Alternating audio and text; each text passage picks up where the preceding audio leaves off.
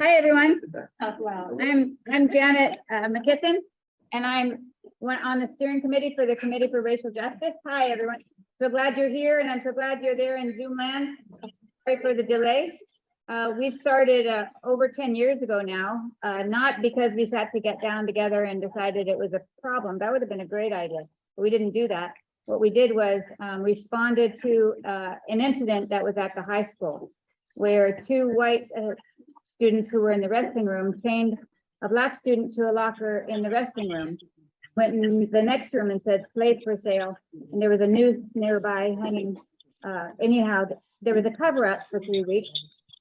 So the next time we discovered what happened, some of us went down to the school board meeting and said how that was wrong. We named what was wrong.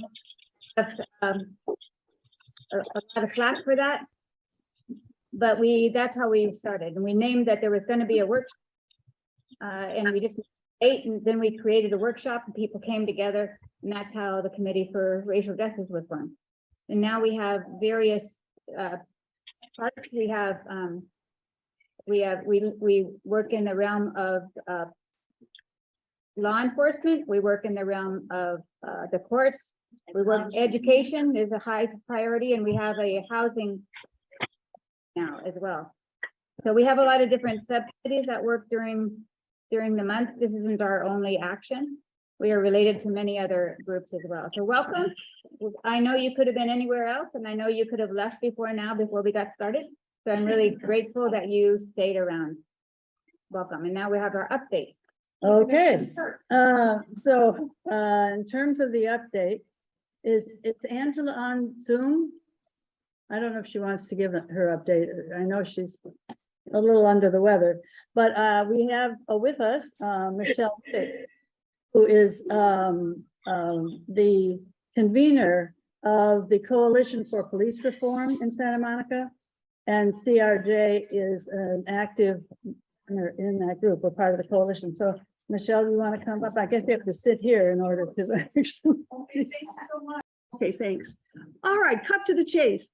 The Public Safety Reform and Oversight Commission will be meeting Tuesday, February 7th at 7 p.m. The Public Safety Reform and Oversight Commission will meet at City Hall. That commission is tasked with giving oversight to the police department.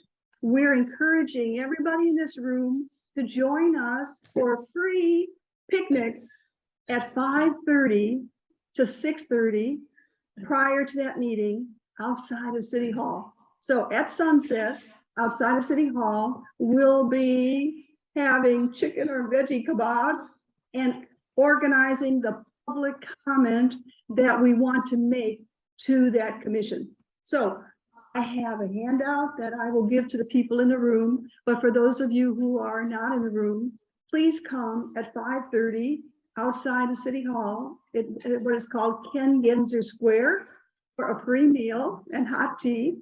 And then at 10 minutes to 7, we will go into the meeting in City Hall to give our public comment to the commission. So you're welcome, of course, to come to the picnic.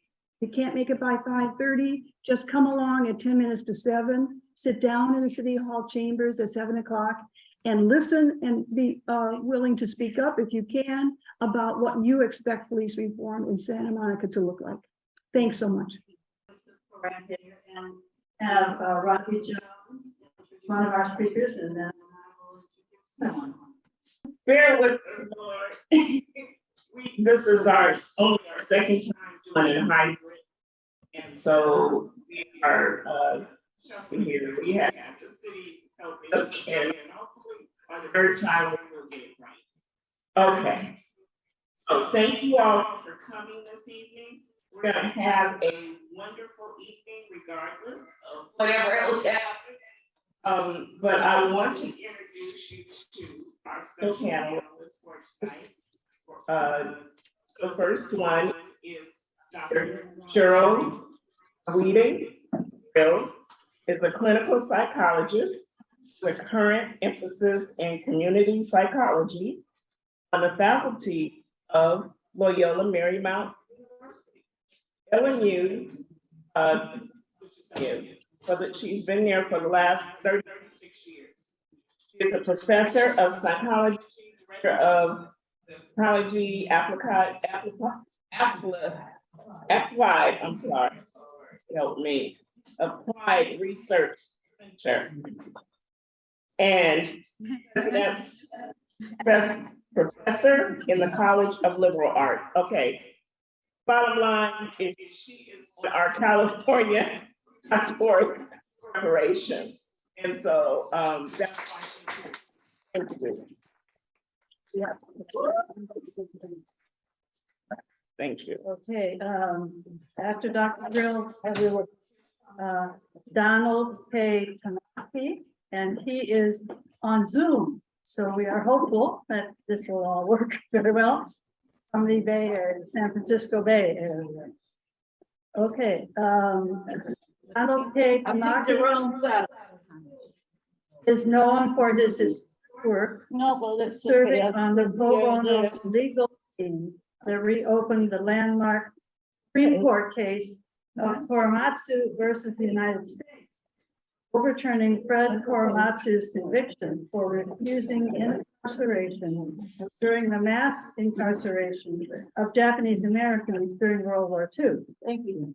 And providing a key legal foundation in the decades-long Japanese American redress movement.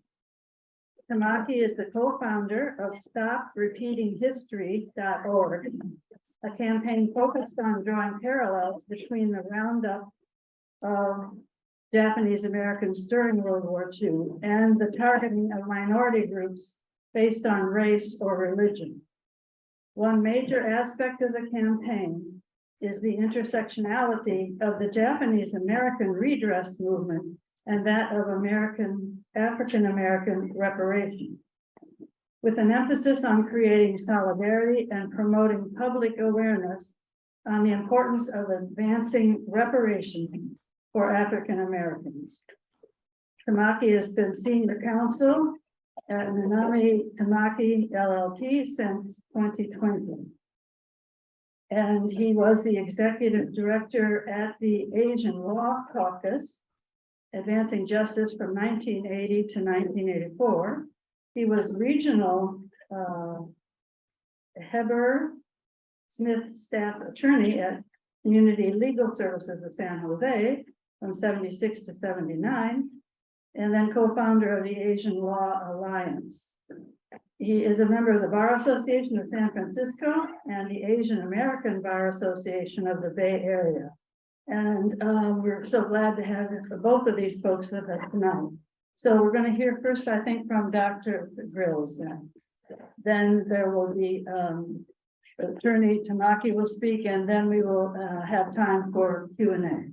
Dr. Cheryl Grills. Grills. Like a barbecue grill, but a matching set. Very good. Thank you. Hey, Don, can you see me? I certainly can, Cheryl. Great, and I hear you good. Good. All right, hello everyone. It really is an honor and a pleasure to be here with you this evening. In fact, to see your turnout, both virtual and in person, gives me hope for America's future, to be a country that operates with humanity, integrity, and righteous justice for everyone. So thank you for inviting me and Don here tonight. We're going to tag team a little bit, but we want to kind of cover 4 basic things with you, starting with a little bit about the Reparations Task Force that I'll share, and then Don will go into a little bit about what we have accomplished to date in the task force. And then I'll pick it back up again, and we're going to be short, don't worry, because we want to get to your questions. So he's going to actually talk about the interim report and the significance of that. And then I will go into what we've accomplished so far on the task force. And Don will wrap it up with where we are now and what our next steps are as a task force. Is that okay with everyone? Yeah. All right, perfect. Okay, so about the task force itself. California is actually the first state in the nation to launch a statewide reparations process to address multi-generational harms against people of African ancestry. Now, what does California owe the 2.28 million Black Californians who've experienced different forms of harm throughout their lives, their parents' lives, their grandparents and great-grandparents' lives, some of whom were enslaved? The task force is actually developing recommendations on just this question. The task force was actually established by Assembly Bill 3121 to study and develop reparations proposals for African Americans. The task force consists of 9 members, 5 appointed by the governor, 2 by the Senate Pro Tem, and 2 by the Speaker of the Assembly. We are charged with studying the institution of enslavement and its lingering negative effects on society and on living Black Americans, including direct descendants of persons who were enslaved in the US. We must collect evidence of the capture, the procurement, and transportation of Africans for the purposes of enslavement, the domestic trade. I don't call it a trade. I actually see it as the trafficking of human beings, but the trafficking of Black Americans, the treatment of enslaved people, the denial of our humanity, and the abuse, the many forms of abuse meted out against us, and then the discrimination and lingering negative effects that followed so-called emancipation. And I say so-called because we're still not really free. We have to also recommend appropriate remedies of compensation, rehabilitation, and restitution for Black Americans, with a special consideration for direct descendants. We will conclude our we issued an interim report, which you'll hear about shortly, with some preliminary recommendations, but we will sunset by July 1st with a final report to the legislature and the governor. The other thing I wanted to share in terms of, by way of opening up, there are many other things that we have to accomplish as a task force. It was a pretty daunting set of things that we had to accomplish in a 2-year period. And we have less than 6 months left. And we're all scratching our heads, wondering how we're gonna pull this off, quite frankly, because it's an awful lot. Now, I know people, have asked and continue to ask, why would California take on the issue of reparations? Wasn't California a free state? How did California harm Black people? We're the trendsetters. We're the leader in showing progressive practice and policy. Well, I don't have time to go into all the ways, but let me just give you a sample. Even though California was a free state when it entered the Union, California ignored its own status as a free state, and it allowed Black people who were brought to California by enslavers to remain enslaved. California maintained and colluded with a system of enslavement and subjugation. California used the belief system of white supremacy to restrict Black freedom and the flourishing of Black culture and prosperity. California had laws, court decisions, and government policies and practices that actually reinforced discrimination against Black people. California contributed to the wealth gap that persists between Black and white Americans at all levels of income, regardless of education or family status. And let me just highlight that for a second. It does not matter if you have a PhD, an MD, a JD. If you are Black, you're going to be treated as someone who is Black, who is not deserving of the same rights and humanity as other human beings. California illegally ignored Black families' land deeds. It enforced housing segregation. It allowed vigilantes to burn down Black homes. It forced Black families to move from their legally owned homes and providing no protection under California law. And California was a hotbed of racism and racist and terroristic activity. Starting with, it was a hotbed for the KKK. In fact, at different points in time, California had more KKK members than some southern states. So it's interesting what happens when the facts of history are not allowed to see the light of day.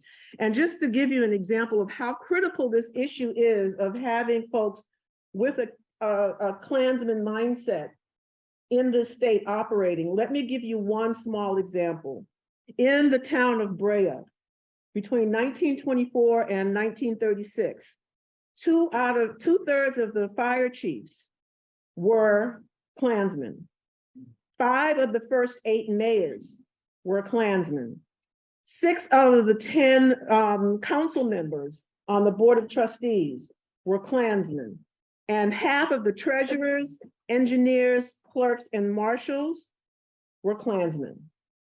So you tell me what kind of justice Black folk in Brea could expect to receive.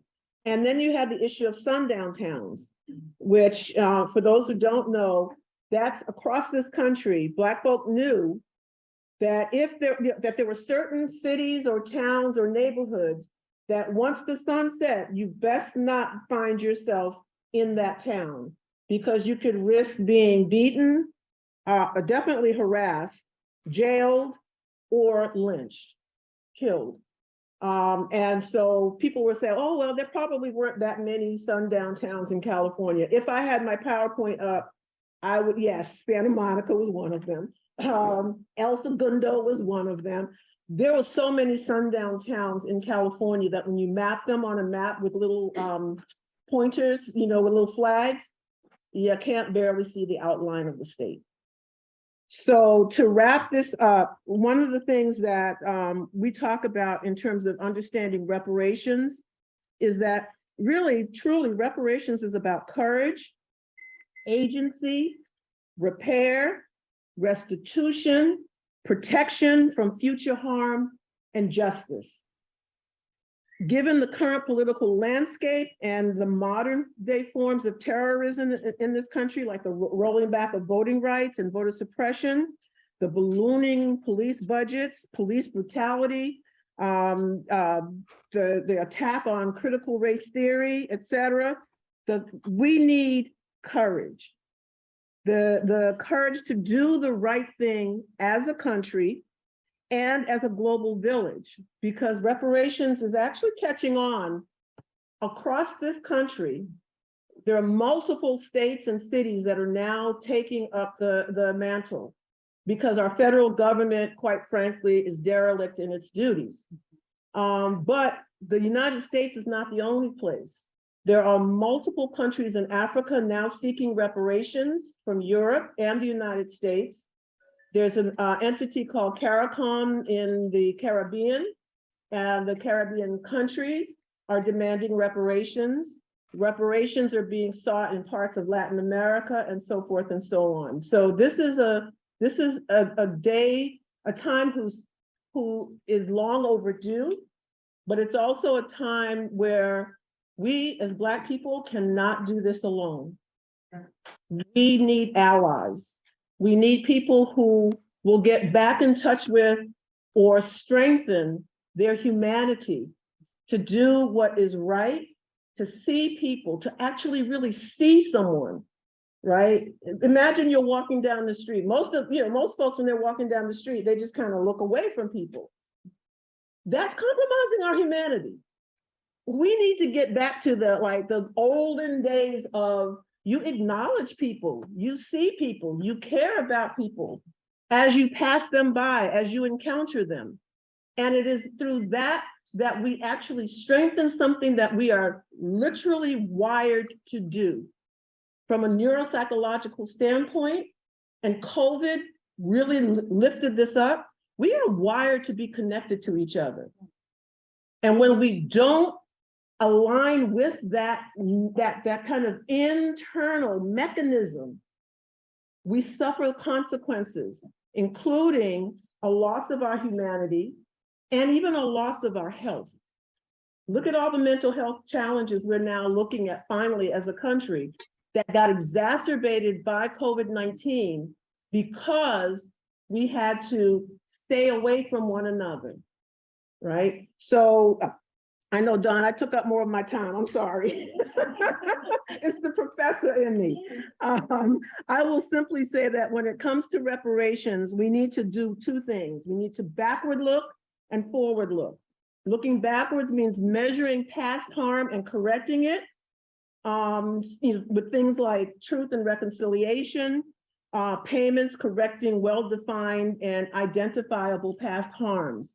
What we also need to do forward-looking, which is community building strategies and programs designed to promote the welfare of an entire community through things like school reform, police reform, housing, et cetera, to improve the lives of those who are the only people in this country to start with no assets. Black people. Don, I'm turning it over to you. Thank you, Cheryl. It's always an honor to follow Cheryl Grills, but it also is challenging because she's a hard act to follow. So thank you so much, Committee for Racial Justice. I really appreciate you organizing this event. And, because I'm a lawyer and will talk forever. If I'm going on too long, Robbie or Cheryl should give me the high sign to, cut it off. I want to give you an overview of the interim report. It's probably, well, it's the first and maybe the most significant deliverable so far that the task force has produced. And Cheryl noted, there's the task force had 3 legislative requirements. 1, to document the harm, 2, to make recommendations for repair, and 3, to educate the public. And so the interim report represents the documenting the harm part. From a personal standpoint, I thought I knew something about history, about American history. I thought I was very well read. But in working on this report, I found not even close. And that's generally true for most of America. In the Washington Post and the New York Times, they're publishing very recent articles on the slaughter of 300 Black people at Greenwood in Tulsa, Oklahoma. And it happened over 100 years ago. And we're just learning about that now. But in reading the interim report that was produced, you'll find that the history is littered with Tulsas. It happened frequently and all over the country. So much of the interim report is a shining a light on erased and buried history. And about 75 people contributed to this, including Department of Justice lawyers, task force members themselves, experts and professors from colleges and universities. And it is a sweeping, nearly 500-page report drawing a through line from the harm of 246 years of enslavement and racial terror, 90 years of Jim Crow exclusion, and decades more of continuing discrimination, resulting in today's outcomes, which are at once shocking but not surprising. With respect to housing and education, America is as segregated today as it was in the 1940s. The wholesale exclusion of African Americans from equal education, employment, the benefits of the New Deal, federally insured home loans, the ability to live in the suburbs, and other opportunities that created America's middle class has resulted in white households having 9 times more assets than Black households, Black people having shorter life expectancies than the rest of the population. Black women are dying at 3 to 4 times the rate of white women from complications related to pregnancy and childbirth, and huge disparities that persist in housing, houselessness, policing, and criminal justice, and in almost all aspects of American life that matters. So the good thing about the interim report is that although it's written and contributed to by PhDs, you don't have to have a PhD to read it. It's online, it's available, it's free. Professor Grills, showed you a hard copy of it. And I think it's going to have lasting impact. I can see just looking in the room and the online images that there are folks who are as old as I am, and therefore you remember the 1968 Kerner Commission report. And that was an attempt to connect the dots between the beginnings of enslavement and through Jim Crow and through segregation. But that portion of that report was only about 40 pages. Nonetheless, the Kerner Commission report made dire predictions that if America didn't change, it was going to get exponentially worse. As you know, the Kerner Commission report was largely ignored to the nation's great consequences that we're dealing with today. I'm going to go just a little bit over the interim report just to give you a flavor of what's in there. And then I'm going to really try to circle back and cut this off and go to, what can organizations and people do now? So it begins with the beginnings of the slave trade. It talks about 1619 and basically the introduction of a new kind of ideology, dehumanizing people to, of course, property, farm animals. In the words of Martin Luther King, thingifying them. And once you can thingify human beings, then the most heinous crimes against humanity would follow, and it did. And the Civil War ended slavery in 1865, but about 5 minutes after Robert E. Lee surrendered, the South was determined to reinstate laws in ways close to slavery as possible. So this is all covered in the beginning chapters of the report. At the end of the Civil War, Congress, during a 12-year period called Reconstruction, tried to make amends and pass the beginnings of reparations, including the famous 40 acres and a mule. But by 1865, April, Lincoln had been assassinated. Vice President Andrew Johnson assumed the presidency and immediately backtracked and rescinded the reparations programs, ordered the Black settlers off land that had been deeded over to them, and returned it to the former enslavers. Land reparations was scrapped to assure peace among the states, but at an incalculable cost long-term to formerly enslaved people. The passing of Reconstruction, that little-known period, resulted in the passage of the 13th, 14th, and 15th Amendment. But as Cheryl mentioned, it had very little impact on the state of California. We think of California as a more enlightened state, but while California entered the Union in 1850 as a non-slave state, it was plenty complicit with enslavers entering California and taking their human property with them, as Cheryl noted. And so California passed its own fugitive slave laws. It passed its own laws prohibiting Black people from testifying, for example, in court. The same was true for Chinese Americans. And lynchings followed. Cheryl talked about sundown towns in Glendale, Pasadena, Culver City, certainly was among them. And while Congress attempted during that Reconstruction period to protect the rights of newly freed Black Americans, the 14th Amendment was ratified in 1868, and the 15th Amendment was ratified in 1870. But California took a different tact. It literally required a congressional act before California complied with the voting requirements of the 15th Amendment. And that was, as you know, later chipped away. And it wasn't until 1959 and 1962 that the 14th and 15th Amendment was ratified by California. And to me, that's like yesterday. That's modern history. And during much of the 20th century, and again, this is the connecting the dots portion of the interim report, federal, state, and local officials working with private individuals actively segregated American land into Black and white neighborhoods.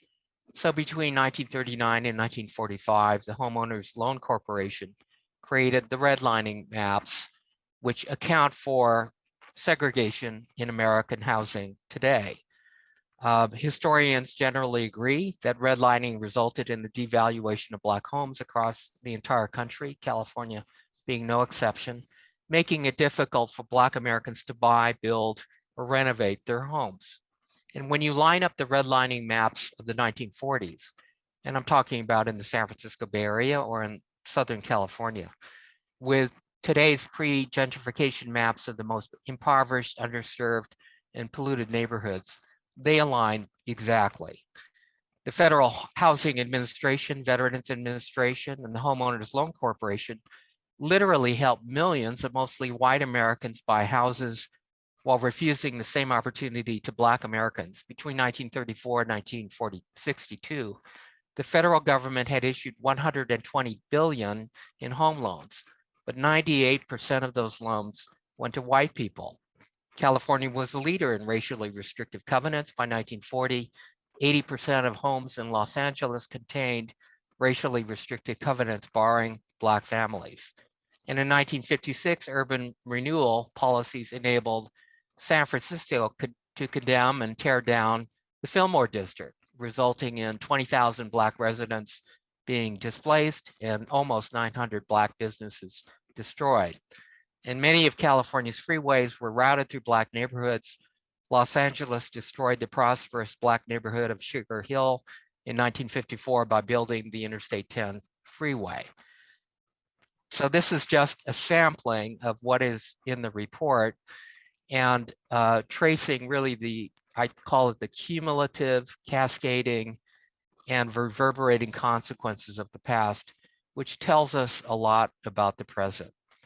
And I think I'll stop here, Cheryl, and encourage everyone to go to the, if you Google California Reparations Task Force, it will take you to the Attorney General's website on this. And if you hit report, these reports are there, including a 29-page executive summary. So no, you don't have to read all 500 pages, but it is good to thumb through.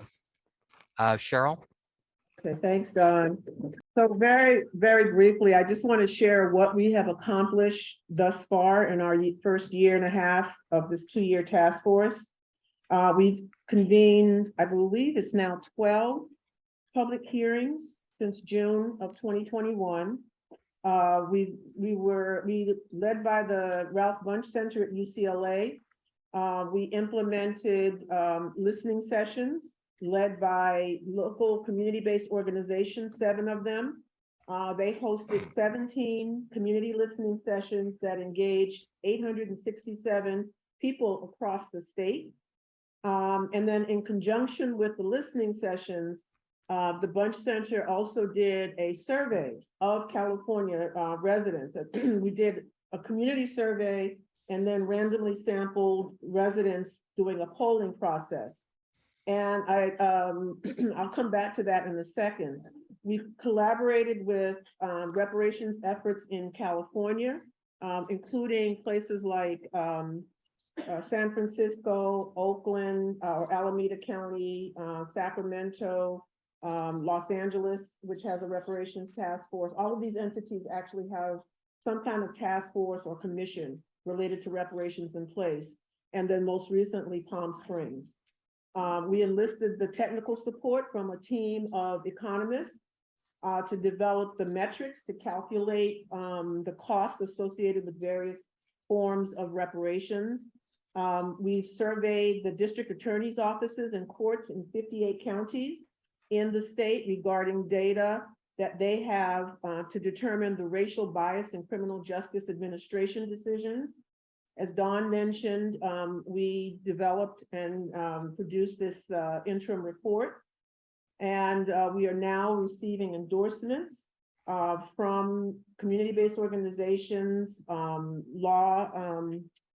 what do you call, law? Bar associations, associations. et cetera, professional associations, endorsing the interim report and the work of the task force. I just want to mention that survey, just so you kind of get a sense of what's the rest of California thinking about all of this. Some of the key findings first, there are 5 major types of racially driven harm that communities consistently identified when they were asked, how has California harmed Black people?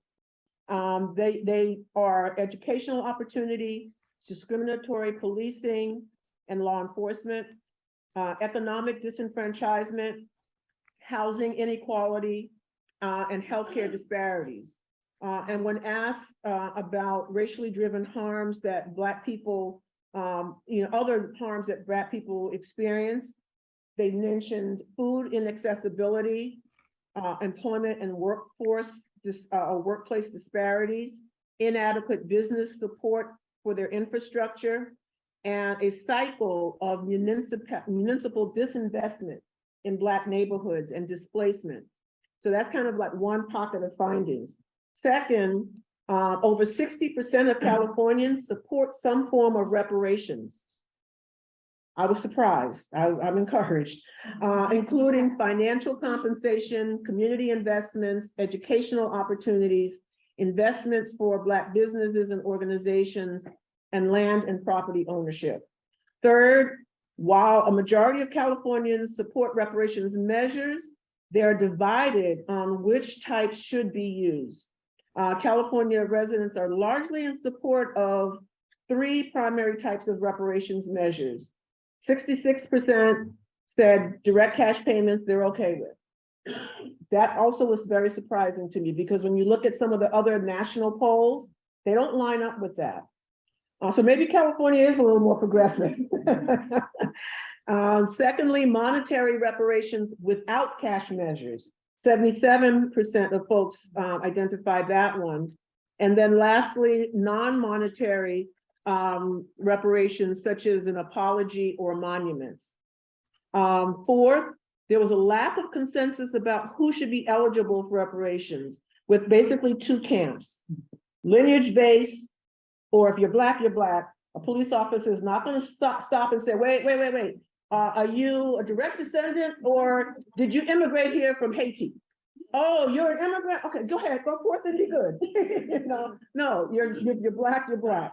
And then let's see, what else? The other thing that we have on the horizon is that we need, well, and Don will probably get into this more, but I just wanted to mention one piece of it. Not a lot of people are going to read this interim report. It's too much. There is an executive summary, however, which is good and really gives you the kind of key issues. But we're about to launch work on a docuseries based on the 12 areas of harm identified in the interim report. And hopefully the first episode will be ready by the time we release the interim, the final report. Dawn, I'll turn it back to you.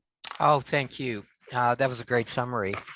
So we're now turning toward what the forms of repair should be. And I'd say everything's on the table. The task force is literally just beginning to discuss it.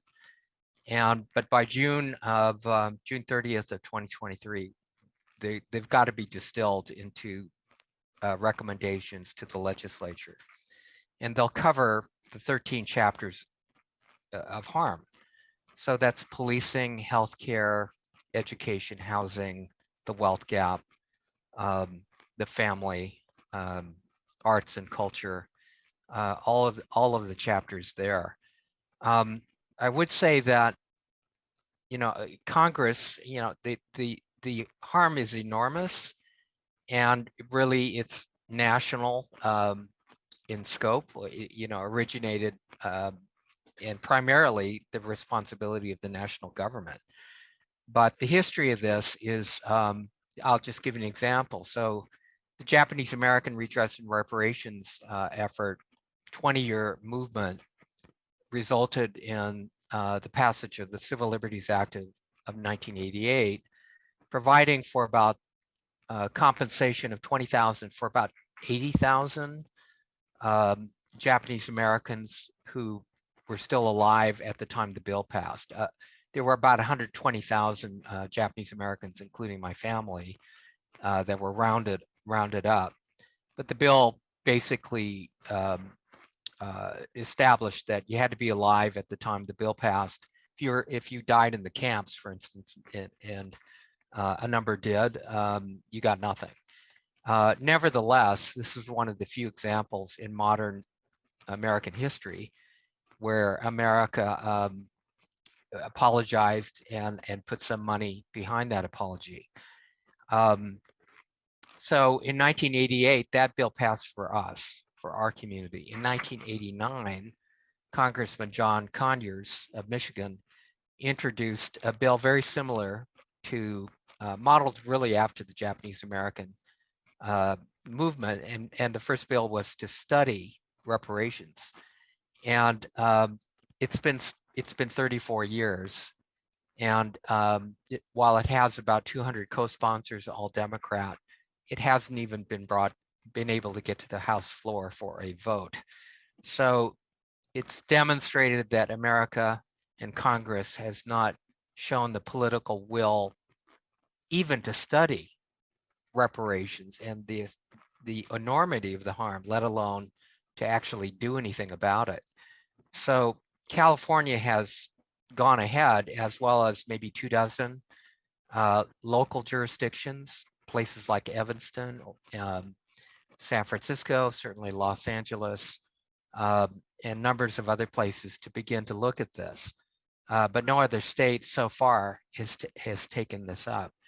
And what we would ask groups like yours is to join in the effort to reach out across racial and community lines to start the conversation about reparations. And I say this because as we near the June 2023 deadline to produce actual proposals for repair, the right-wing media in particular are attacking this and characterizing it as welfare to an undeserving minority. If you can't make it in America, it's your own damn fault. And that goes pretty much hand in glove with the denialism involved in legislating how history is taught and criminalizing the teaching of history. That we're seeing, 37 states have either pending or passed legislation regulating how history is taught. It reminds me of 1925's the Scopes trial, when Tennessee passed the Butler Act, prohibiting the teaching of evolution. We're seeing history repeat itself in the same way. So we really need help in getting the counter narrative out. And as one way, as Cheryl mentioned, is endorsing the report, endorsing the study of reparations, endorsing what the task force is doing. So we've collected maybe 30 organizations, from bar associations to educational associations to churches, civics groups, civil rights organizations that are beginning to endorse. And we're happy to provide sort of sample endorsements, forms that you might consider. And then more to the point, if you feel moved to do this, we'd ask you to help us get other endorsements in your network to basically reach out, especially to non-Black audiences, because we need to develop allies. Black people constitute 6% of California's population, 14% nationwide. Legislatively, to create the political will for California to do something about this, I think we need to create a groundswell. And we also, as I said, need to counter the onslaught, the backlash that this is likely to generate. So I'll stop here, Cheryl, and maybe ask you to Okay. be the Close it closer. out. I'm the closer, I like that. So thank you, Don. So I just want to, we want to open it up to Q&A at this point, but I just want to leave you with a couple of things to think about. One important outcome of the task force's work is actually captured in the words of a Senegalese filmmaker, Ousmane Sembène. And he said, if the rest of the world does not see us, we see ourselves. In other words, America won't tell the truth, but in this interim report, we've actually not only identified, but we have validated everything that we put in here. We've backed it up with the evidence that this actually happened. And so we know the truth and we can see ourselves for what we went through and what we endured and our incredible resilience therein. But I add to Sembène's statement, if the rest of the world does not see us, we see ourselves. And I add, unencumbered by the lie of white superiority and Black inferiority. And to do this, we must do the work of reparations to also extinguish a mindset, because it is a deadly mindset. Most people are familiar with it in the language of implicit bias. But this lie and all of its fault lines like structural racism, internalized racism, terroristic activity and practices, they undermine our well-being as people. But I have to really emphasize this mindset is not inconsequential. Underlying the discourse on reparations is the issue of real change or lack thereof. And Malcolm X actually nailed it when he said, if you stick a knife in my back 9 inches, and then you pull it out 6 inches, there's no progress. If you pull it out all the way, there's still not full progress. The progress is healing the wound that the blow made. That's the work we have to do. And we're dealing with a double standard, and I'm very clear about that. A double standard about who does and does not deserve reparations. And when you start looking at who has and who has not gotten reparations, you start to see the mindset. It's like you've taken the red pill and you come out of the matrix and you see it for what it is. For example, from 1945 to 2018, the German government paid close to $90 billion in restitution and compensation to Holocaust victims and their heirs. Germany continues to this day to pay these reparations to victims of genocide, but it has refused to do so for others like the Ovaherero and the Nama communities in Namibia, a forgotten genocide where tens of thousands of people were killed by Germany. In the US, we see reparations every day. And I'm so tired of hearing people say, well, I wasn't there. That happened so long ago. I didn't have anything to do with it. But we never say those things about the other reparations and restitution we pay. For example, farmers, fishermen, veterans, people exposed to pesticide, miners affected by Black lung disease, or losing a home to a natural disaster. Guess what? They're getting reparations. There's this narrative around those reparations that it's like easy to understand and no questions asked. It's like, let's just do it. But and we're paying for it. The monies are being paid out of our taxes, right? And so underlying this discourse is the value or lack thereof placed on Black lives, the control of knowledge and narratives related to the Black experience in America and in the world, and a mindset loaded with bias about Black inferiority that not only has infected our nation, it's actually infected Black people because we internalize that narrative. It's, you know, it gets hard. We try not to, but if you're getting a steady assault, every day of the week, every day of the year, across your lifetime and across generations, something's going to seep in.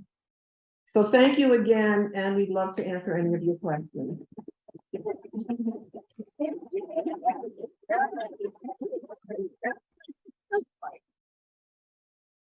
Oh, wow. Ooh. You guys feel that? Yeah. It is just, I'm full right now. I'm angry. I'm feeling a lot of different things right now. But I just want to thank Dr. Cheryl and Don. You guys are amazing. Thank you for coming here today. Those who could not come in person, I'm glad you're online, but man, your friends who missed it, you need to tell them they missed it. They missed it, but it is going to be online with all our technical difficulties. Let's just give a hand to the technical people. Thank you. Oh, yeah. It's hard getting through it, but you know, we did, right? And so we're here. I just want to say, you know, decades, you know, I'm not a spring chicken, but, and when Don mentioned that some of these laws, you know, go back, you know, I mean, that in existence in the 50s, late 50s. I'm 65. So I'm thinking, yeah, he said I'm young. Okay. Yeah, I'm still young.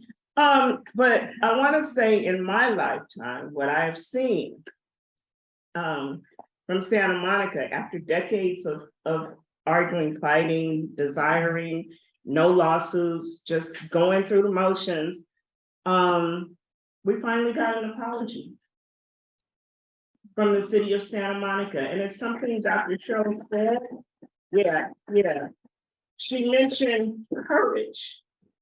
It took courage to do this. And I just want to thank our allies that stood by our side. I know I'm a committee, steering committee member of Committee for Racial Justice, but these guys, they don't stop. They don't stop. You know, Janet, Joanne, and all the rest that are here, I mean, they stood by us while we got this done. You know, we basically had to almost write our own apology because the city could not come up with the wording. So we did it. I felt some kind of way. How would you feel about writing your own apology? But it had to be done. And I did it for my community because I love this community. I grew up here. I was born and raised here. And I, you know, just, my kids were like, Mom, you don't know, I'm not gonna stop. So I just want to say, even though it's on the city website, everywhere I go, I have to bring this. And I think our mayor is online, Sue Hemmerich, that actually was the mayor who signed this. She had the courage. She didn't know that it was going to be a lot of fighting. She didn't know she was going to have problems from her council, other council members, but she got it done. And I really appreciate that. I really do. No, it took her courage. We had to push and pull, but she did it. I also want to say who's on this call. Hey, Sue. Hey, yeah, thank you. Thank you. I know you had something to say, but you know, our council people were invited here today. Robbie, we knew there was gonna be a lot of yelling and screaming and problems with it. We knew that. We did. We got to it though, right? We did it. We did it. She's not mayor anymore, but we have another ally, Carolyn Terosas. Is Caroline on? She's one of our new council people. She's the only council person that even dared come on this call today. Hi, Robbie, I'm here. I'm just in a room with my family members on a quick vacation. So just this is very important. Yeah, no, I'm here. It's really important to me. Thank you. So those are the kind of people, those are our allies that stand with us and this means something to them. Janet, do we have the list? Because see, we already been working on this, Dr. Cheryl and Don. Q&A first, okay, but I just want to tell the people, we've already been working on this. And so we've already been with community people and with all of our groups and all of our allies. We have a list. We have a long list, right, Paolo? We have a long list of what this community is asking. and what was taken, from what was taken. But before we do that and show you the list that we've been working on, the action items, we're gonna do Q&A. And how we do Q&A, we're gonna do a little different at CRJ today because of our technology situation. You just gonna, I guess, Paulo, There are two people that raise their hand on Zoom. on Zoom too? Okay, so we see, this is the thing, we gotta go Zoom and we gotta go public, and I gotta see these people tomorrow, so. So we usually count it out, like 1, 2, and 3, and 4. Okay, so let's start with the people who actually came in person, Janet. So who were the questions? Okay, and so if you can come up, you can just come and line up over here. I will try to give you the mic, but if anybody knows me and I handle Q&A, if we can't give respect to everybody that wants to ask questions, then we'll have to have the mic back. So I won't let go of the mic, but you can ask your question. Go ahead. My name is, Dr. Cheryl. so probably our most contentious vote in the history of our task force was on this issue of. Yeah. So it cut out after history of, and I was waiting to hear the rest. We didn't hear anything after history of, those of us on Zoom. All right, can you hear me, Dawn? Yes. Okay, I'm gonna try to start the answer, but if I go out, why don't you just pick it up and finish it? Okay. Decision by the task force. The question of eligibility was one of our most contentious discussions and votes. It was a 5-4 decision, 5 in favor, 4 against, using lineage as a deciding factor in who qualifies for reparations. And so you have to, if you are an African American and you can demonstrate that you are a direct descendant of an enslaved person, Black person in this country, then you will qualify. And so we have not actually gotten to the discussion to figure out realistically and practically how we will be able to do that. That's so there's some things on the table about that, like, going to, I believe it's the 1870 census. And if you can find a relative, that you're a descendant of who was listed as Negro on that census, then you would qualify. There's also on the table talk about trying to identify genealogists who can help people trace. So right now, at least the cash payment part of a recommendation will only go to direct descendants. However, the lion's share of our recommendations are not about cash payments. And they would actually just de facto actually benefit all Black people. At the onset of this country, the Constitution considered us as not human beings for 3/5. And so, the challenge for me is not necessarily addressing the people who are our allies, because for them they see us as humans. But the larger majority, those folks in Congress, don't. That becomes the question, and I'm wondering if there's any out of the box thinking or pooling of resources to address, within this reparations struggle, our humanity, because that's still in the Constitution, and it shows up in voting. The Democratic Party has 30 million more, 40 million more folks registered, but yet still there's only a slim majority in Congress. So I mean, so the question becomes, how do we fight that? So I mean, true. How can we deny what you just said? It's totally true. And the dehumanization began in 1619. It was embedded in the Constitution. Half of the nation's pre-Civil War presidents were enslavers. Almost 1,800 Congress people at one time or another owned and were enslavers themselves. And the fact that Congress won't even pass a bill to study this issue is indicative of the problem. I think the only thing I can suggest is California has proceeded ahead.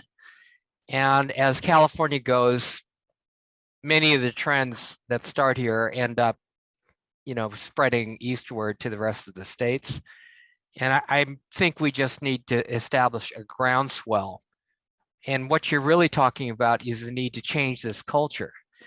And when I say culture, I mean this belief systems, this ideology, the dehumanization you addressed. And until that changes, the policies and the laws remain the same. So, of course, we are recommending tangible proposals, but ultimately, we're talking about a change in the nation's this racial pathology that affects everybody, the racial bias, and that is a cultural change that has to accompany that. And it has happened. I mean, things have gotten better. I'm amazed at the velocity to change of marriage equality, for instance, but that ultimately was a cultural change as well as a policy change. I did want to say something about that controversial vote. And Cheryl's right. There's some things that can be more squarely addressed, I guess, lineage, assuming that a descendant is able to trace lineage to the extent that records exist. Foster children, for example, might have a difficult time tracing lineage. I think the task force are going to have to wrestle with that issue.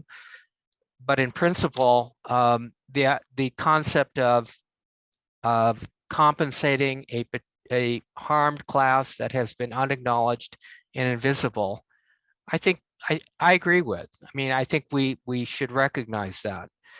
But the other principle of reparations, and there are 5, and one of the persons in the chat, Deborah Myers, identified a principle of guarantees of non-repetition. That is stopping the harm. So one principle certainly is compensating the injured class. And lineage might be one way to do that. But the other one is guarantees of non-repetition. So for instance, in healthcare, where Black people suffer from chronic diseases on a scale way more than the rest of the population. Or for instance, in policing, those are not problems that are going to be easily solved by lineage. I mean, Cheryl posed the example about policing. I don't think Derek Chauvin cared whether George Floyd was a Black immigrant or a descendant. I think the only thing that mattered to him was Floyd was a Black man. And so the issues that are in the interim report, by and large, are ones of policy that have to do with anti-Black hatred, anti-Black bias, which are not easily addressed by tracing one's lineage. It's a different story, perhaps, if you identify a class for compensation and they meet the eligibility requirements, which the task force has voted on lineage, and also on, we're considering residency. It's another hurdle that we have to resolve. But the other issues, also equally important, is stopping the harm. And you can give someone a check, but if the system continues to churn out inequality and horrific results, then we haven't achieved, I think, what reparations is about. So I just wanted to say that to your point, Cheryl. It's gonna be hard to not go on because I'm so interested in this whole issue. So, well, I'll start with the fact that I think the case in favor of reparations is just overwhelmingly strong. And I'm very impressed by the kind of truth-telling this commission is doing, which is really making that, fleshing out that argument very, very powerfully. So thank you. Certainly, you make a very strong argument that California has not been an exception in terms of causing harm to Black people. And in some ways, it's led the nation, I think, when it comes to the construction of 20-something large prisons within about 20 years. I think in a lot of ways, California has led the way with mass incarceration, which has harmed Black people disproportionately and very, very seriously in financial ways and a lot of other ways. One more point.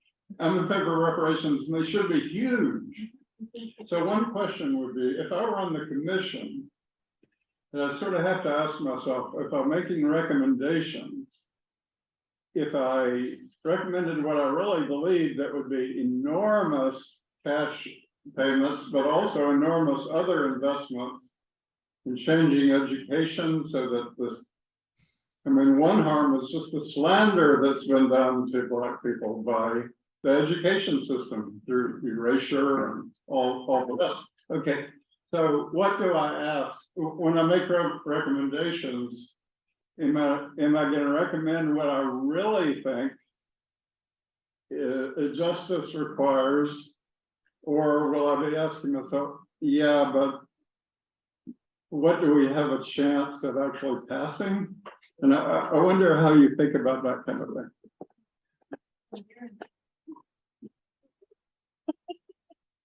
Okay, let her come here and answer. Musical chairs, we haven't done this in years. Okay. Okay, I'll start down and you can finish it. I know you'll have some more to say. But I would simply say that as a task force, we are actually knee deep in articulating, crafting different forms of reparations associated with each of the 12 chapters that are focused on different types of harms. We have not tempered ourselves around what, is this passable or not? But rather, I am certain that it will be an amount that will make people go, oh, wow. And then it will be, and California can't afford that. But nonetheless, we need to the record needs to be clear about the extent to which one can even calculate a dollar amount for the atrocities that were done, the lives that were lost, the dreams that were deferred. There is no dollar figure, but the extent to which we can calculate one, I would imagine it's going to be fairly high, right? But again, we don't get to decide anything. We just simply make the case and then just determine some recommendations that may begin to repair the harm that has been done. And it's up to the legislature that recommendations will see the light of day. Don, I'll give it to you. Yeah, this is a really, really difficult issue because the harm is enormous. The Professor William Darity and Kirsten Mullen, who wrote From Here to Equality, The Case for Reparations, 2018 kind of seminal publication on modern day on reparations, estimates the harm in just the wealth gap as between $7 trillion and $14 trillion. And it's breathtaking.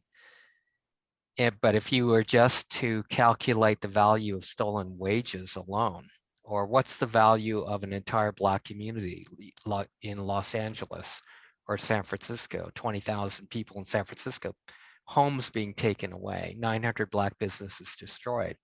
What's the number for that? It's huge.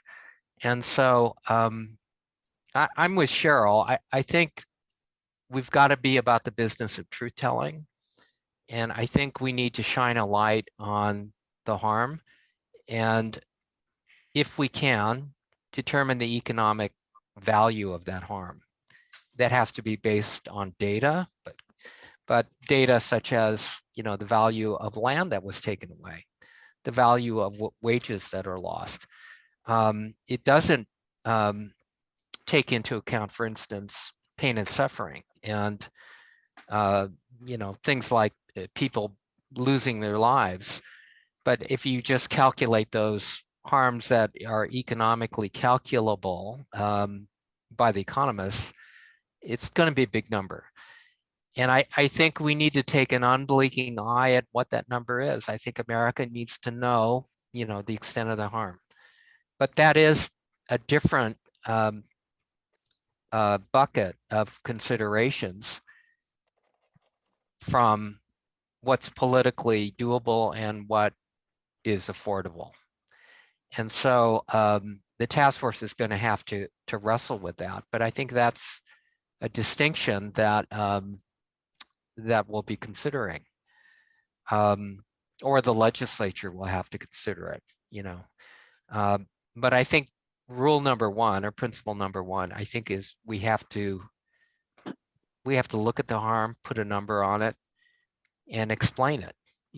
And we begin there, and then the task force will have to wrestle with the other issues, and that will all have to happen, like I said, by June of 2023. I think that's about as much as I know. I know, and what I could say right at this moment. Okay, thank you, John. Yeah. Janet, we have one more question that we'll do right here, but how many online? Two, okay. So, Ms. Ross, you're up. Your question? You can go back. You can say, I didn't like it. You can say, I'm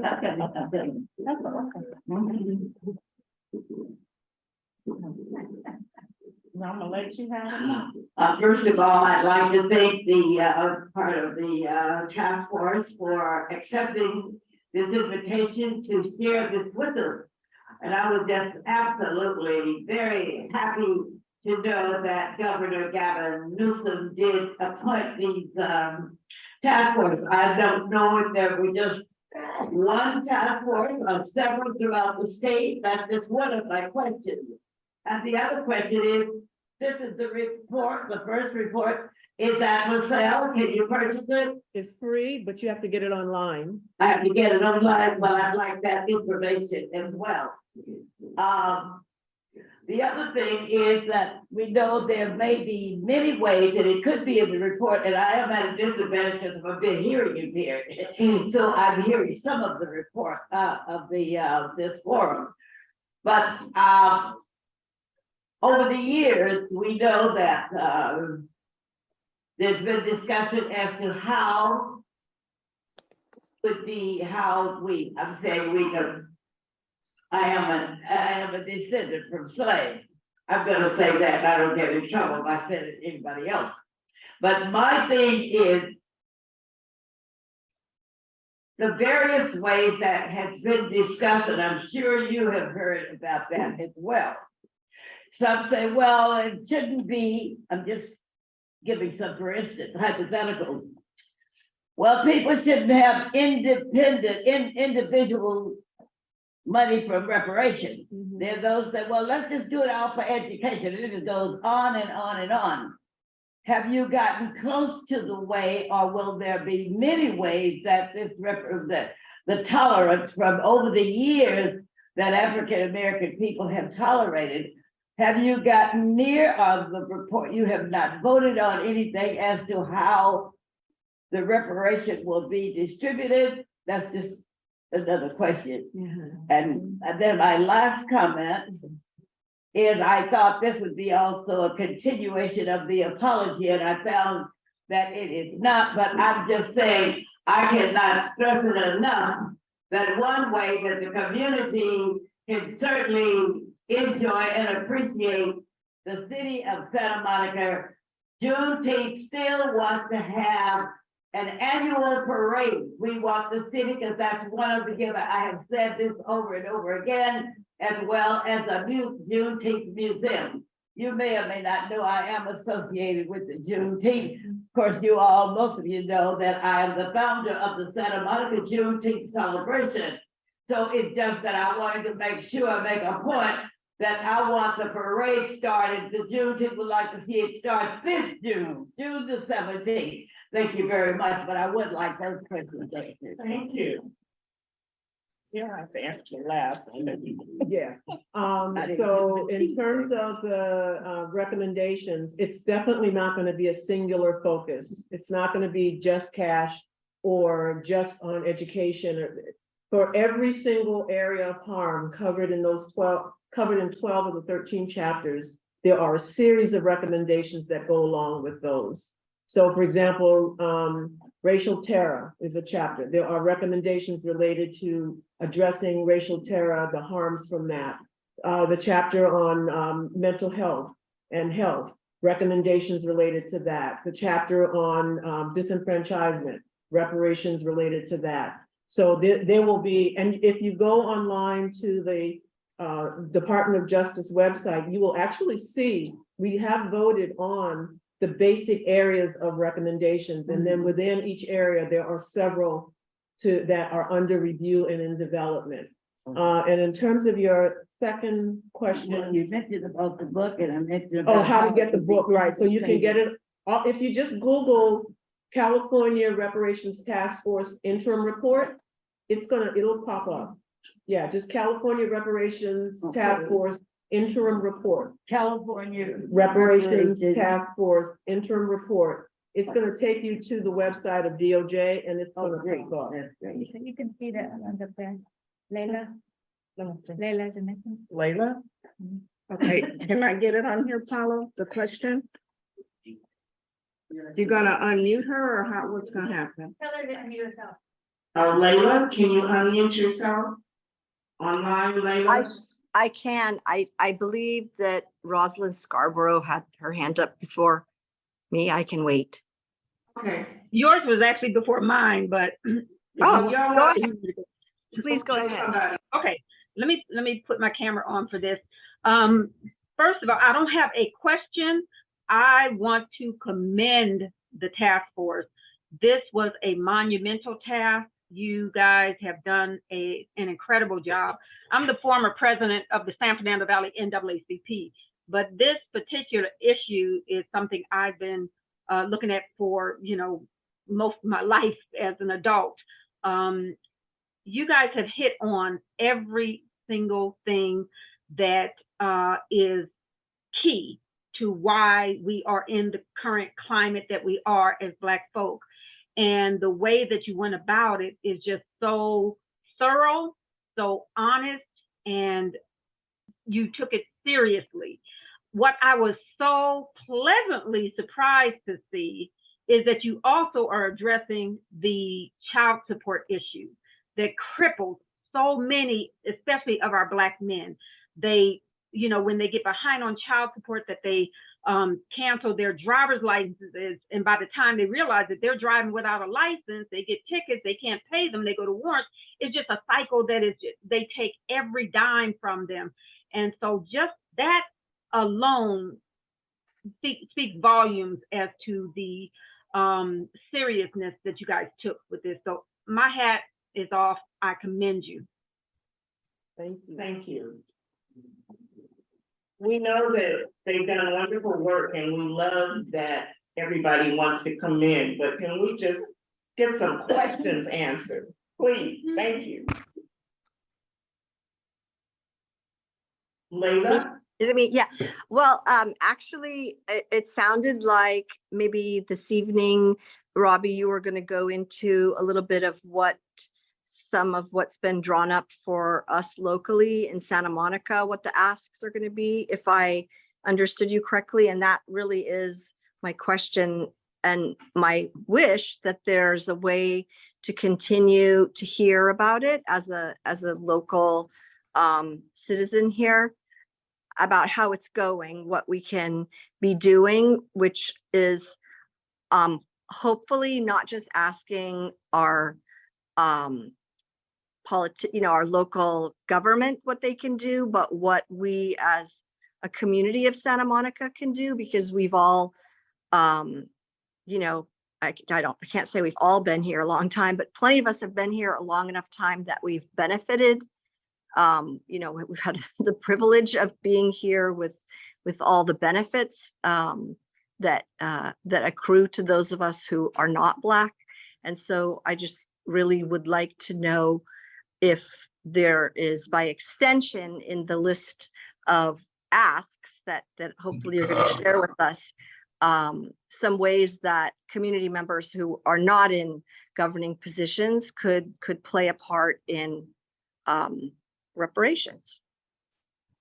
So yes, I guess we can go ahead and try to get into that. It was just one more question from the audience though, or two more. Okay, so after we answer these two questions, Janet's gonna put up on the screen some of the things that we've come up with already. And I just need to say, Layla, you don't have to worry because we will be working on this. So we will be working on this. That's all I gotta say. Hi, I guess my question is more about, I was really surprised and happy to hear that there's support for reparations, that the numbers are in the 60s and the 70s, depending on the type of reparations. And you mentioned a docu-series, and how do we spread this message, and what can we do? So I'm curious to hear more about the docu-series. I know that this document is pretty expensive and maybe not as accessible to the average person. So how can we get this message to the average person, and how can we do that? So can you say who you are? Yes, I am Alicia Mignana, and I am on the SMN USD School Board of Education, and I'm happy to be here tonight. Thank you. So with the docuseries, I don't know if any of you saw the documentary Dark Girls 1 and Dark Girls 2. What David Duke? No, Bill Duke. That's a David Duke. Oh my Lord. Bill Duke and Chan Berry were the directors and producers of that. So Chan Berry is actually going to be leading the development of the docuseries. The first episode is going to be on pathologizing the Black family. We have that one covered in terms of the cost to make it. And we are almost done with the second episode being, funded. And we have to still raise money for the third episode. From there, it'll be, Chan will be taking it to some networks to try to get the rest of the series funded and picked up. We should see the first episode though coming out by the end of June, beginning of July. And then there will be screenings that will be happening around the state. And definitely there'll be one here. We can make sure that you all know about it. And we have a communications firm now, which was one of the challenges that we had as a task force, to get the word out, because not enough people even know that this task force exists. Right. So with that communications firm, we should then be able to make sure people know about the report, about the interim and the final report, the recommendations, and the docu-series and other kinds of efforts of the task force. Dawn, is there anything that I missed? So we're in the process of identifying and retaining professors in education to develop curriculum based upon the report, the interim report, and that would be K through 12.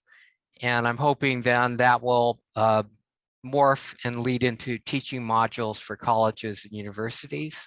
And also that would be turned into training materials for, I'll call it the portals of information, like the newsrooms, the reporters who cover Metro and racist society, or policy leaders, whether they be in the city like Santa Monica or in the state legislature. So for those who are involved in education, that is definitely a major part of the deliverables that should be coming, that will be coming out of the task force effort.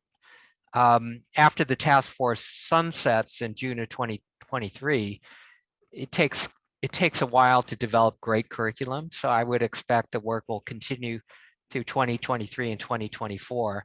And another one of the recommendations that I'm sure is going to find its way, or at least it's a proposal that I think has a good chance of finding its way into the final recommendations, is accelerating the requirement to teach ethnic studies in the schools, and also specifically Black studies. And then if the curriculum is developed and it's well, that it be incorporated in that teaching mandatory requirement. In more of an informal level, people mentioned making the report more accessible, and you know, in the 60s and 70s, we used to convene teach-ins at churches, at schools, at universities, at colleges, to basically begin to break it down. I think documentary filmmakers doing 1 hour, 30-minute, 6-minute, 15-second TikTok kind of versions of different themes, I look forward to you know, being developed. And then one of the proposals before the task force is to create a fund within the state of California that would fund that kind of creative educational derivative kind of products. So just adding on to what Cheryl was saying. That sounds great, Don. I just want to say, I'm gonna have to hit up our superintendent that we lost, Dr. Bendrati. Make sure he gets on that task force with all the wonderful work he did here in SMM USD. We want him to be a part of that. Hopefully he can. We have two more questions. You had a question? What you said, come on up here. Come on down.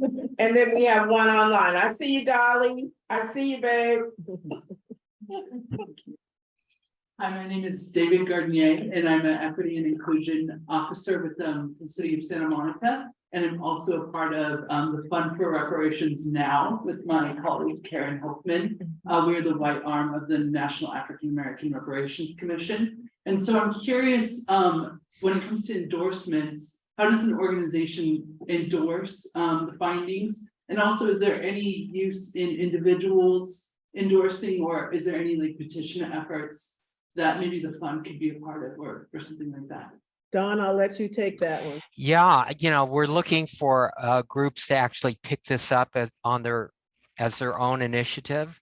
And so in terms of starting a petition that could go locally and then statewide, that would be great. But we need volunteers and activists to basically take that up. There is an effort to get organizational endorsements, and you know, the comfort level of different organizations has been different. For example, the more conservative organizations will say that we don't know what the task force is ultimately going to recommend, so how could we endorse a task force? So then we come back and said, well, will you endorse the report? And then there are some groups who say, well, we can't, you know, read 500 pages of a report, so we can't endorse that. So then we come back and say, well, can you at least endorse the study of reparations? That it's now time to address this long overdue justice issue. And so we've got different forms of resolutions. Some are, we have sample resolutions developed for anybody who's interested, but many of the groups have taken it before the board, had a conversation with their groups, and fashioned their own resolution, which I think is fine. Basically, the idea here is just to get the conversation started, and then have that conversation penetrate the mainstream. So as I said, we've probably gotten 20 to 30 endorsements so far. And if you're interested in the groups, I'll just list some of them. The ACLU, all 4 affiliates in California. Some of the bar associations that, like the Alameda County Bar Association, are the National Conference of Black Lawyers. There are some religious associations, including congregations of Jewish temples in San Francisco, Northern California, and so on, that just want to begin to take a stand, and they're willing to make a public position. We will post them. There's a reparations website that's been developed. but we encourage groups that do the endorsing to put it on their own website. And the idea here is by, next month or two, we have dozens and dozens of endorsements. And by June, we have hundreds. And I think once we create that kind of momentum, it's going to get media attention, and it'll, further and amplify the conversation. So I really would, love it if Santa Monica government or, the Committee on Racial Justice pick this up, help us, and be an organizer in this effort. And I'd happy to be in communication with you on that. And I'll email them to Robert.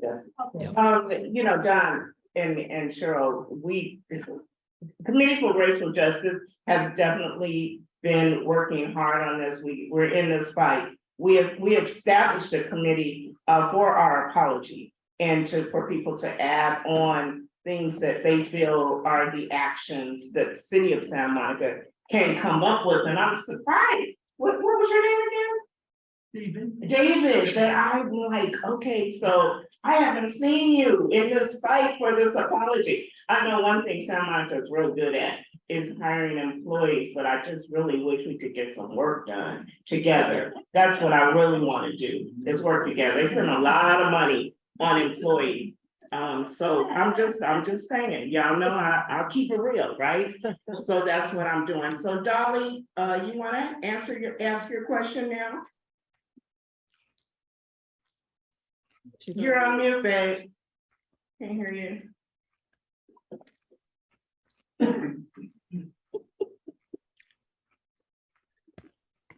You go. You're still on mute, Dolly. There you go. Right, now I'm unmuted.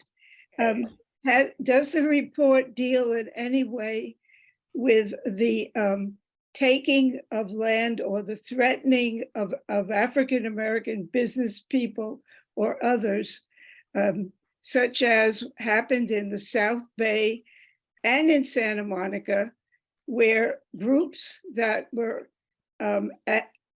put pressure on African-American owners of property in desirable places to give them up and leave, which happened here on our beach, where one of the beautiful hotels that's now on Appian Way and the corner of Pico, there was an African-American business consortium that wanted to build a recreation center for Black folks to enjoy when they went to the beach. And they were forced to leave at the time that people in this community advocated for redlining. And there was such a case in the South Bay, and they have now made some reparations for that. The city of, I forgot what city it was, but Manhattan. yeah. Princess Beach. Yes, and they have done something there. So we have our own case right here. And I'm wondering, are there any solutions to a way to mitigate this at this point in history? Is it in the report? Is it covered? Any clue, any pathway? So that general issue of unlawful taking of land owned by Black residents is addressed in the report. What I think still needs to happen, and Dawn, we need to put a kind of footnote to remind ourselves when we have our next hearing, is that we don't know necessarily where all of that happened in every part of California. So, we know of some, but every time I talk to a different municipality in this state, we find out about more things that have happened. And so I think that one of our recommendations will need to be that the fact finding in some way continue, where local communities can approach if there's such thing as a Freedmen's Bureau or Freedmen's Agency that may be established, that they be able to receive information about unlawful taking of land and businesses so that they can then be compensated in some way, shape, or form. So yeah, I'm heartened by the uncovering of those things that have been hidden. And I think that the task force will have sunsetted, but we will continue to learn more, and there needs to be a mechanism for those things to see the light of day. I would just add the loss of property is covered in multiple sections in the report, but the specifics of, it's here and there in terms of the specifics, but certainly Black leisure sites is a whole category unto itself. There's property taken by the state to turn into public parks. That's covered in the report. There's property lost to freeways and parks. I mean, whole communities plowed under. That's covered. The taking in redlining and urban renewal is covered pretty extensively. There's just so many ways that property has been taken. And so, but the specifics in each community, this book is already 500 pages. And this book, I think nobody's clean in this story. Every city got into this. There was so much money to be made, that it was this, the racial economics of it were irresistible, I'd say, to the powers that be. And so in general, the buckets of loss are covered in the report. But I agree with Cheryl that we need to augment that with every city's story. Absolutely. I think what Dolly was referring to was the Ebony Beach Club, which was Mr. Silas White, which his daughter, I just met her a couple of weeks ago. And I wanted to ask the question, are you connected to Where's My Land? From my understanding, that's an organization that needs more funds, doesn't have enough funds, but are open to people writing, Black folks, such as Mr. Silas White's daughter, and asking, where is my land? And, they're doing big things with certain ones that they can, they're only working with a few people at a time. And I understand they're getting ready to do something like a documentary with Miss White. And I was so glad to meet her, but Where Is My Land is a website that you can go to. And if you feel that your land was taken, which hers, they forbid her father from building the Ebony Beach Club, which has been similar to Bruce's Beach here in Santa Monica. The KKK said absolutely not. Of course, that was under the auspices of Santa Monica Bay Protective League, but it was the KKK. And so, she had to live with that, and she's 88 now, and she's fighting.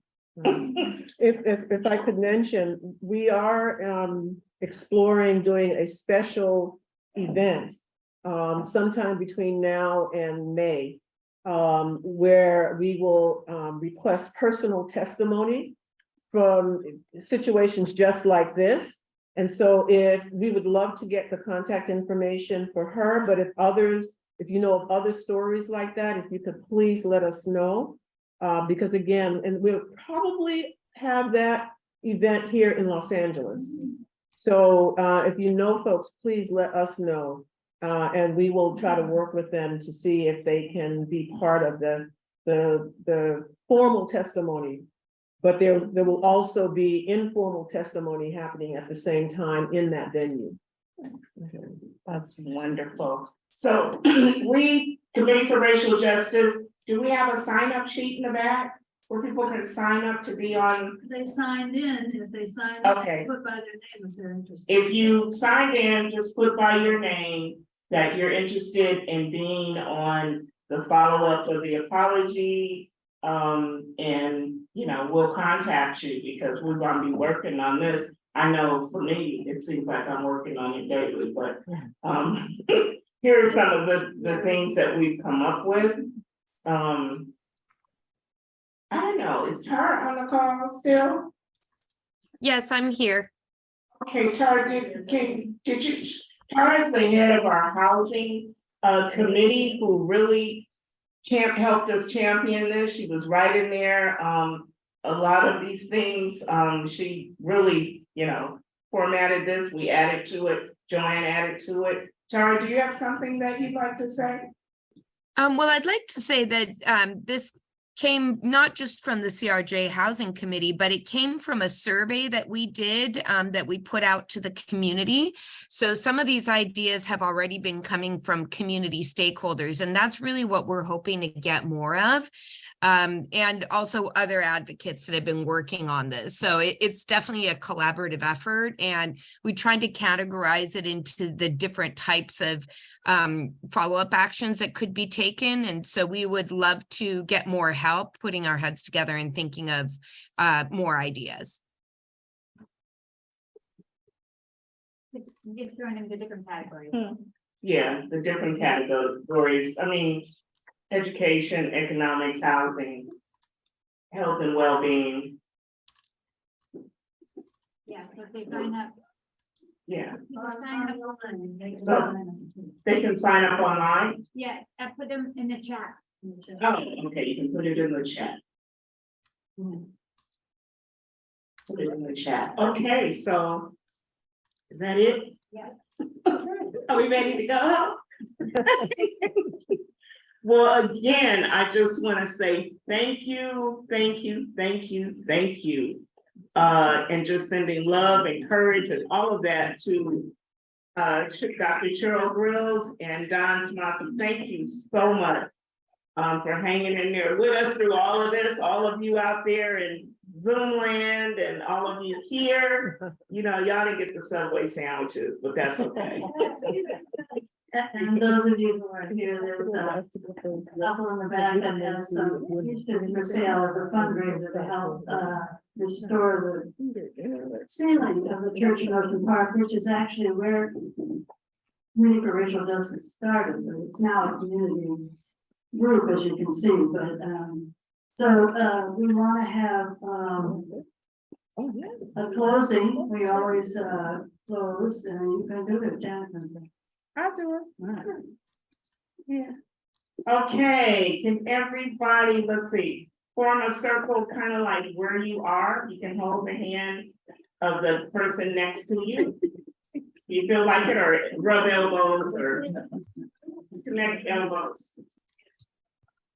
Doing a virtual circle. We're in this virtual circle, and how we close this out is with a chant by Asada Shakur, Tupac Shakur family. And we usually start very, very low. I'll start and you guys follow, and then we'll go get louder and louder. And we really don't have to yell too loud, do we, David? I think our city manager is still online, David White. And so if he hears us, I guess that's okay. But I always say just rock the park. So it goes like this. It is our duty to fight for freedom. It's our duty to fight for freedom. It is our duty to win. It's our duty to win. Duty to win. We must love and protect one another. Love and protect one another. We have nothing to lose but our chains. We have nothing to lose but our chains. Y'all look a little sleepy. It's Subway sandwiches put you to sleep. Let's get higher. It is our duty to fight for freedom. It is our duty to fight for freedom. It's our duty to win. It is our duty to win. Love and protect one another. Love and protect one another. But our chains. Nothing to lose but our chains. Miss Ross, our elder, is pushing for me to come right up front. Is this where you want me now? Okay, let's get loud. It is our duty to fight for freedom. It is our duty to fight for freedom. Protect one another. We must love and protect one another. Change. We have nothing to lose but our chains.